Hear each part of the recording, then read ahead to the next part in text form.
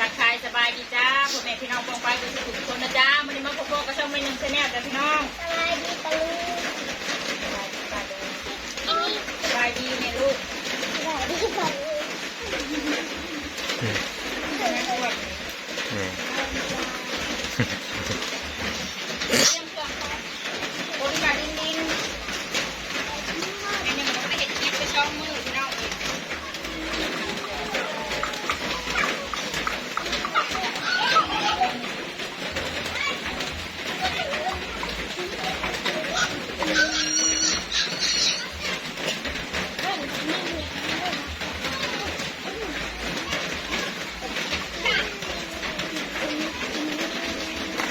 อากาศกับฝนตกพี่น้องเลยเหมือนตอนเช้า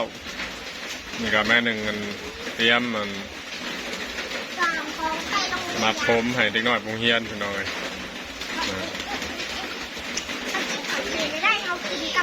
นะแม่ผมก็มาเติม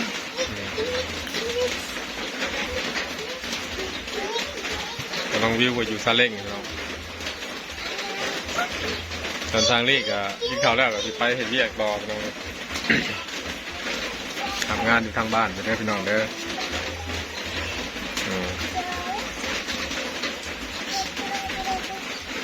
เดี๋ยวแม่หนึ่งบ่ได้ออกหน้าบ่มือนี่คนโต๊ะพี่น้องเลยผมตกดิ้งแง่ๆเลยไม่ได้ออกเมื่อวานเนี่ยเพิ่นไปขุดกิโลขายพี่น้องเลยได้อยู่ประมาณ50,000นี่แหละ60,000เนาะได้100 กว่าบาท200 บาทประมาณนี้แหละพี่น้องก็ถือว่าพุทธทำการหลายคนเนาะตอนไปขายผลผลิตทิพย์เนาะพี่น้องพุทธคอยได้4 ถุงเดียวคอยแม่ได้ถุงหนึ่งแม่ได้50 บาท20 บาทเนาะ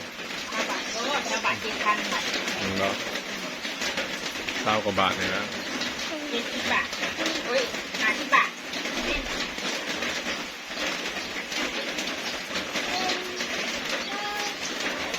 เธอยังไปใส่เสื้อขาวนังมีฮะใส่ไหมเสื้อขาว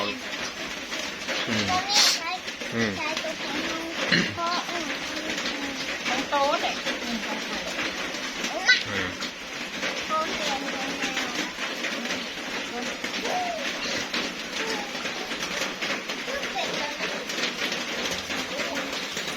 อันนี้ได้ใช่ฮะอันนี้ได้ใช่แหละโอ้อันนี้ได้ใช่แหละเอาเบา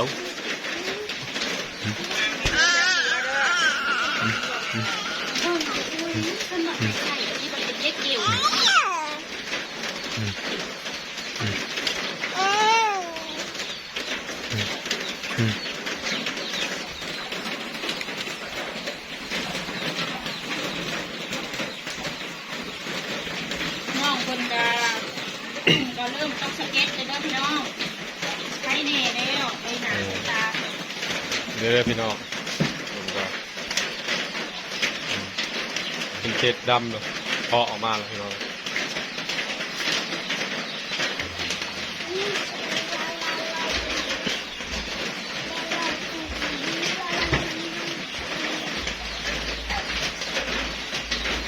น้องตกลูกบรรยากาศพี่น้องฝนตกเนาะฝนตกลิน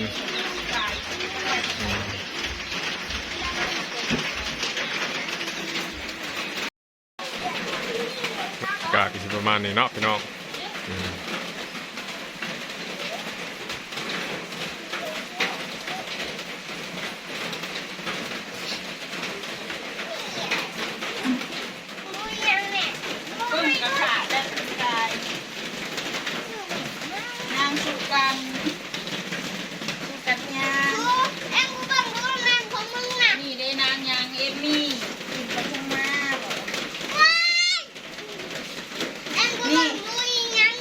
บอกแม่ว่าห้ามขีดเขียนใส่หนาปึ้มอันนี้ห้ามขีดห้ามเขียนนี่เราได้ขนมคนถึงกระดาษขีดก็ปึ้มอามาลูกขอนะใช้น้ำเจ้าเตรียมเอายังเอาเตรียมนางออมเตรียมเอาเร็วน้ำนะใส่ถุงยางนะลูกใส่ปึ้มสีลายเลยนะเห็ดน้ำถือปึ้ม ห้ามให้ไฟจีเขียนห้ามให้เขาเขียนเองห้ามให้ผู้อื่นเขียนให้เข้าใจบ่แม่เว้าหันตอนขึ้นมาตอนเพลแม่สิกวดความเรียบร้อยอีก ใครซื้อให้อันนี้น่ะ เอาถุงซองเก็บ ห้ามไม่ใช่ ตุกน้อยเฮ็ดจิกดีๆเสือนะ ไปโรงเรียนหนูจะไป ขับดีๆขับลงจบเจือนงาม ใส่ ใส่ ไป ขึ้นไปเพียงลูกกระกระโดดใส่ ใส่ขึ้นมา ต้องใส่ไปจังเล็ก เอาใส่เลยเฮ้ยมันเป็นระเบียบใส่แล้ว ระเบียบคือกันแล้วอันนี้มันเป็นจุดนี้มันเสือผู้ชายได้ เดี๋ยวเจ้าเอ็ดบอก แต่อันนี้มันเสือเข้ากันเจ้าเสือนั่น เสื้อกู อืม แม่เสื้อ เสื มั อน บ กั อบ ก เพื่อนดื้อปะหาหลิงยางหลิงดองใส่กูละ2,000เด้อห้ามออกทางอยากได้ต้องชื่ออยู่นี่ห้ามขวมมาทางเด็ดขาดเข้าใจบ่ แม่ให้ซื้อ ก่อนสิความทางเลี้ยวหน้าเลี้ยวหลังบ่มีรถจังขวมเข้าใจบ่แม่เว้า แม่ให้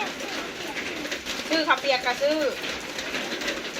เลี้ยวหน้าเลี้ยวหลังก่อนจะขวมทางเข้าใจบ่ถึงมาซื้อของอ่ะ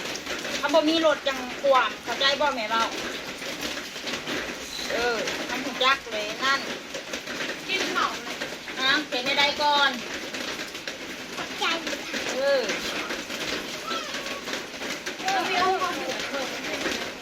กินน้ำกันก็ได้ลูกน้ำนะตุ๊กปักไงด้วยน้องกินน้ำกันได้อย่าให้คนอื่นกินห่วงเด้อน้ำนะกินบ่ไม่ว่ากินแต่กับเอื้อยกับน้องตัวเองอันนี้ได้ลูกลงลูกลงจะไม่เอาลูก กินใจ ใส่ลูกอ่ะได้ใบเดียวคือกันอะไรทำกันแหละลูก2,000กีบกีฬาก็ใส่ทงนี่ได้ลูกทำให้ข้าวโจ๊กเด้อนี่จะนอนไปกินขนมคือนางนี่ตอนนั้นเด้อเขาหลักเอาเงินเจ้าเด้อลูกเด้อเบิ่งเด้อจับเด้อลูกเด้อเอ้า แม่เอ็มมันเสืออันนี้คือเด็ก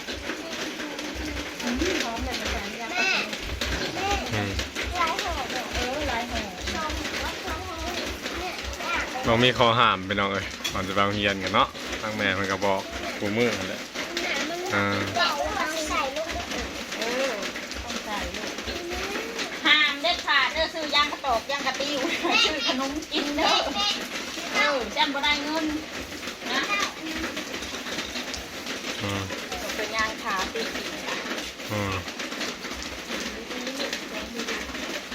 จะหน่อยจังลงลูก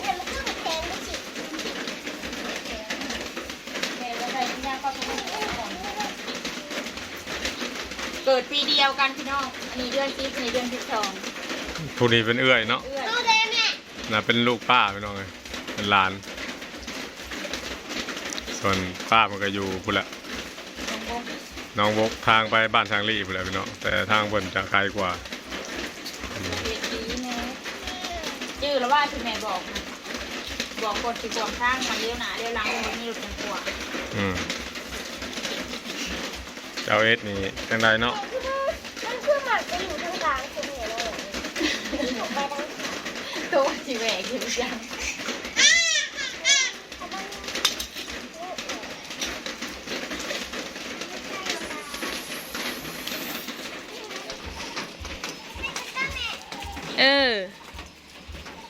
แนมทางเด้ออย่างตำแคมเด้อ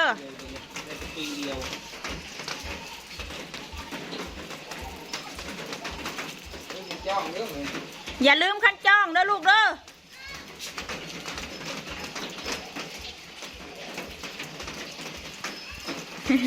เอื่อยกับน้องหมัดช้องผู้หลังช้องเขา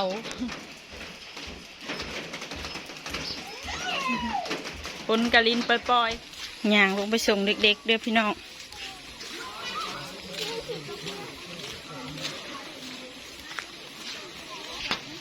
เบิ่งพลาดได้ลูกเด้อ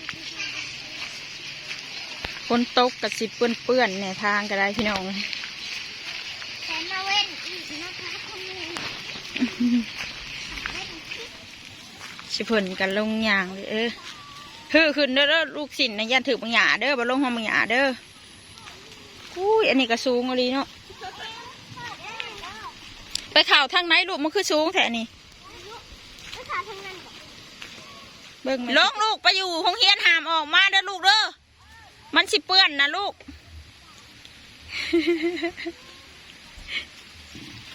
ส่งผลเหาะโรงเรียนแล้วแม่หนึ่งก็สิขึ้นเด้อพี่น้อง